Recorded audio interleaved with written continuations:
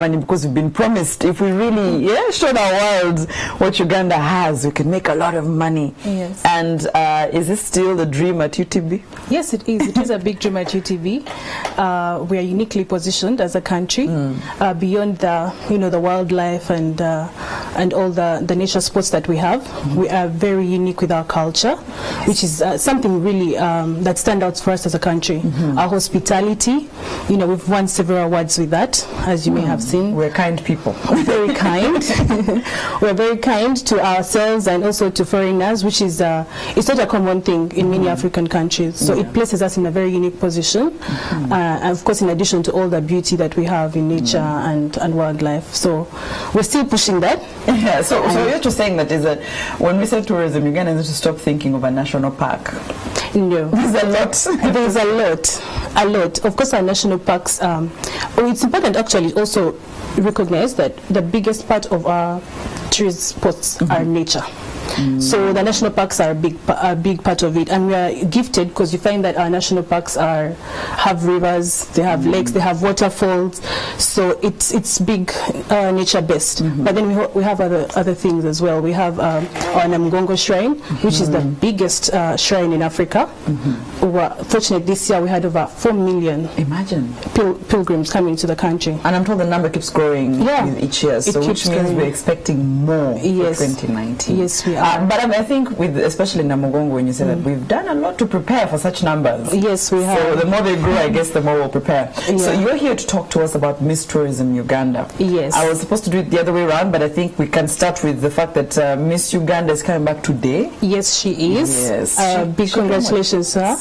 First runner up. How am I forgetting? In my mind, honestly speaking, and I saw those votes kept saying go up. But so she's coming back home today. Yes, she is. She did quite well at Miss World. Yes, she presented well. She represented well the country, which is really good. And she's placed Uganda in a position where we're now talking about things that matter to communities. She brought up a topic about teenage pregnancies, which is a big thing in Africa, in Uganda. So it also changes the topic from just being a beauty pageant to something that gives people an opportunity and a platform to talk about the issues that affect the girl child in different countries. So she did quite well. We're very proud. And we're going to give her a big hero's welcome. That's the way is UTB and all of this, because you are the helm of who's representing or what is representing Uganda. You're preparing something for her to come back to. Yes, we are putting together a very grand hero's welcome today from picking up at the airport. Well deserved. Of course. And of course she's put our country in a space where we're now being talked about in a positive light. Yes. And of course that's very good for tourism. Positive image is really something very good. And we hope that the way we look at it from the tourism standpoint is that any Ugandan that is outside of Uganda becomes an ambassador of the country. So what she did was beyond presenting on a beauty stage, but also she was able to showcase what we stand for as a country, which is, from tourism we want to take opportunity of such things. Fantastic. So that's Miss Uganda. If you want to get those details, we'll come to it at the end. So Miss Tourism Uganda, I've had the privilege of actually hosting the finales of about 3 Miss Tourism Ugandas, and I think the first time people were saying, but we have Miss Uganda, we have then Miss Tourism. So just do everything as Miss Uganda, but there's probably a value in having Miss Tourism for somebody who's never heard of a pageant. Just what it is, let's start there. So for the case of Uganda, Miss Tourism was started by the late Honorable Takamba. Yes. At the time she was the minister, and the vision was to put a face to Uganda's tourism. Okay. So what this does is that tourism it's a lot to do with culture. It's a lot to do with having someone stand for the things that you feel that should sell the country in a tourism standpoint. And I think that was her vision at the time. So it was started then, and we've carried it on now for 5 years in Uganda. And currently the reigning Miss Tourism, Miss Margaret Kankwanzi, she's already Miss Tourism. She was crowned in October this year. She hails from Chigezi. Okay. Yes, and she's now representing in the Miss Tourism world. So the pageant has grown from when it started. It first started, within Kampala, then it went regional. So they pick a group of ladies from across the country who are supposed to present something in tourism, and beyond the votes and all, they pick the person that they feel will best represent the country. So they are more like ambassador with a small a. Right? Yes. No, but is it so much of if I'm competing on I know Uganda or I know my region best? Well, to know Uganda, you're more competitive if you do know your region. Yes. Yeah, you need to start at home. So if you're well versed with what's happening in if you come, I'll speak for, say, Margaret, if she comes from Chigezi, she should be able to know what's in Chigezi, what tourist spots are there, how they can be best promoted, and then if with that in hindsight, should then be able to speak more for the country. Yeah. Okay. Yeah. So help me understand, sort of, as you said with a small a, the powers of Miss Tourism Uganda. Yeah. Is it just at the title level? Is it that she gets to go out, get to know the country better, inform us about the beauties of the country? What's in that package? What's in the title? Well, the package is that she gets to represent the country from a tourism standpoint. I'll give an example. Like now she's competing in the Miss Tourism International in partnership with our ambassador, our embassy, in Malaysia, where the competition is happening. Yeah. She was able to present to tour operators in that country. So she represented the country in that standpoint. She told them, I come from Uganda, this is what we have, and would like Malaysians to come and, sell Uganda to Malaysians. So in short, she's a voice, she's a face of the country in regards to tourism. So it's we use the Miss Tourism to sell the country, basically. Okay, so is this still, we started with the late Honorable Mariam Tagamba, so is this ministry, is this UTB? Are you all in one? It's collective effort, and it's a collaboration. Yes, because at the end of the day, the Uganda Tourism Board remains a custodian for promoting Uganda's tourism. So we do have a stake in the pageant. But it's collaborative effort with the UTB, the ministry, and the team, the former team of the late. Okay. Yeah. So you're probably hearing Miss Tourism. Sandra said that the pageant happened in October, so you're thinking, so why are we back? Why are we discussing this? It's because there's a chance for the contestant, who is, you said, Margaret Kankwanzi, to actually make it as Miss Tourism International. Miss Tourism International. It's currently going on. When is the finale? The finale is on the 21st. Oh, this Friday? Yes, this Friday. So we don't have time. No, so what you said, we can still vote. When does the voting line end? It ends tonight at midnight. So we need to get to it. I know we showed so much love for Miss Uganda. Yes. And actually, to be honest, we started very late for Miss Uganda. If we really given headway. Ugandans, we arrived to things late. Even Kipatich, we only arrived to the story when he was at the finish line. But if we can arrive in things early, even now, to be honest, is a bit late. But we can still do something, right? Yeah, we can. It's never too late. It's never too late, obviously. So we can still do something. It's what, 9:30? Yes. It's 8:43. 8:43. Yes. That's about so many hours to midnight. So what's the position? Where are we starting from now? Right now, she's moved steadily. She got into the top 10 last week at number 9. She's now at number 8. That's without our help. With our help, of course, because it's a voting-based it's position. Voting-based. Yes. To make it to make it to the top 10, it's through the voting. So that means that we've already done something, getting her from position 9 to 8.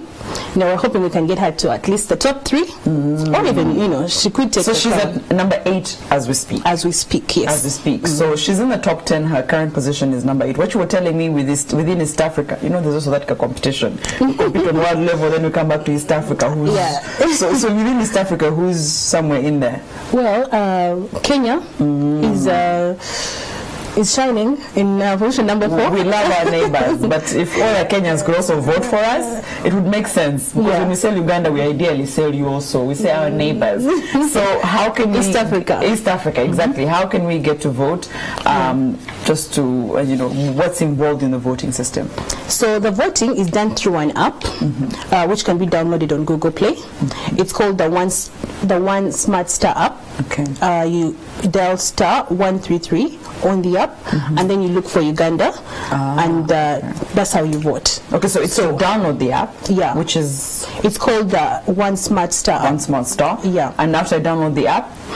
You dial 1313, and then you look for Uganda and vote. You click to vote. So, do you know... It's a 3-step process. Okay, so we can vote as many times?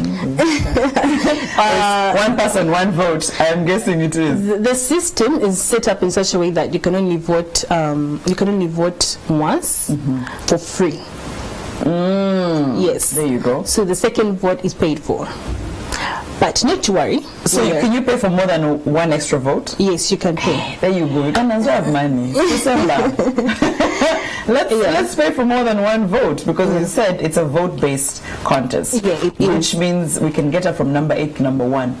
We can, if we all got on our phones right now and voted. Because look at it this way: if we say 2 million of us just voted, it would make a whole difference. Even with one vote, just 2 million votes for each person, it would make a huge difference. If you're looking at population, I hope Nigerians are not in the top 10, because now they are more than us. Actually, so I don't think Nigeria is in this competition. That's even better, guys. Let's go. Only from Africa, it's our neighbors, Kenya. I can see South Africa in there. Yeah, South Africa. Yes. Oh, we're not doing too bad, guys. We're not doing too bad. So in Africa, it's just the 3. It's Kenya, Uganda, and South Africa. Yes. So there's Egypt. Okay, we forget those ones. So yes, so the pageant has been going on, but we're not being holders of doom, but with or without this win, she's gone to number 8. Ideally, she's already pushed us somewhere. Yeah, she has. Does she get to come back home and find more activities and more work to do? The journey doesn't just end at representing. No, it doesn't end there, because there's a lot to show. We have a lot in stock in regards to, because 2018 for tourism has been a very great year. Been quite busy. Yes, it's been quite busy. We've been fortunate enough to have renowned people come to the country to visit.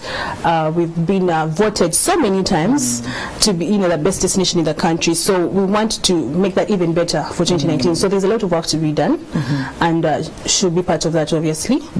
We're just trying to synergize to see how we can work with both the Miss Uganda and Miss Tourism to put the country on to make it a more competitive destination in the region. Okay. Yeah. So I was just looking at this. We've already presented Destination Uganda to tour operators. Yeah, in Malaysia. So what does that mean? That they can then bring people from Malaysia to Uganda?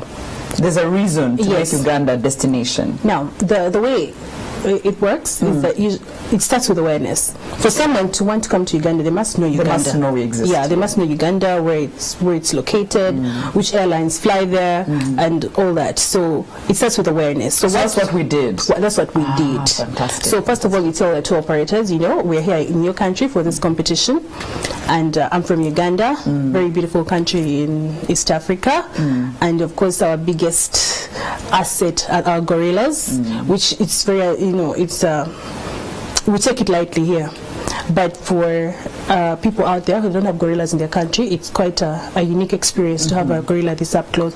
So we sell our uniqueness. So you start by telling them we're here, we have flights that go here, and these are products we have, this is what you can experience in Uganda, because we've now moved from selling hotels. We have hotels here. We have 5 stars. Because if you notice, we don't have the big chain hotel, but what we sell is experience. Yes. When you come to Uganda, it's beyond. And an experience is unmatched. If you can give someone a good experience in your country, they'll talk about you. Yeah. And that's what you need, talkability. You Yes. need people to go and tell others. So please, I'm sure UTB has some online, some sort of hashtag or somehow we can find it online, so that way they can actually vote. So go online, make sure you vote for Miss Tourism Uganda, Yes. for Miss Tourism International. Yes. We are number 8, but it's a vote-based contest, so it is up to you and I to make sure that she goes to whatever position we want, and we want number 1. And also, just as we wind up, Miss Uganda is coming back into the country today. Yes. Uganda Tourism Board will be putting on a warm welcome for her. Yes, of course, in partnership with the Talent Africa managers, the organizers yes. of Miss Uganda. So this is not something people can come to? Well, there's I think there's a meet and greet organized. Yeah. Okay. Yeah. So of course, people will get to know. So that's Queen Benacho. Yes, well done. A picture right there on the screen. That's our beauty queen. She did wonders this year. That's Miss Uganda. Yes, I'm saying Miss Uganda, Queen Benacho. That's the one. Yes, that's it for Morning at NTV. Have yourselves a lovely, lovely weekend. Thank you.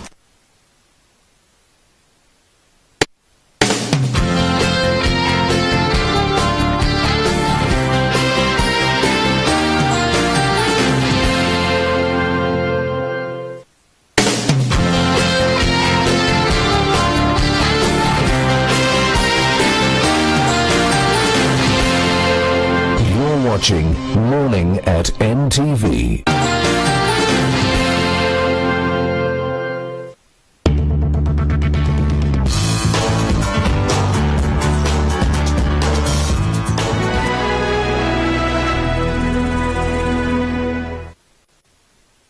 Financial literacy brought to you by NTV, PwC, and DFCU Bank.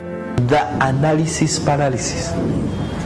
The fact that some clubs have been deciding to buy a piece of land for the last 3 years. They are in the process of deciding. Sometimes you are invited by a club